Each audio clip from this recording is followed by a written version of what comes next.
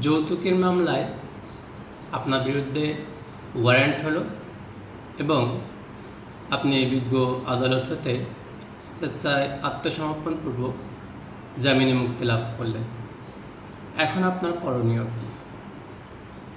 এখন আপনার প্রথম যে করণীয় সেটা হলো আপনি আপনার নিয়োজিত বিজ্ঞ আইনজীবী সাহেবের কাছ থেকে রিকল বা পরোয়ানা ফেরত নিয়ে এটার কয়েকটা ফটোকপি করবেন।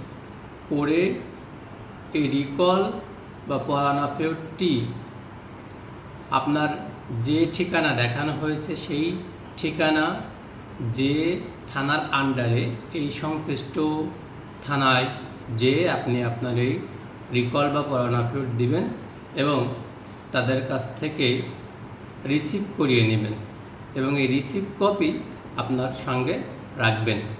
ধন্যবাদ আমাদের সাথে থাকার জন্য।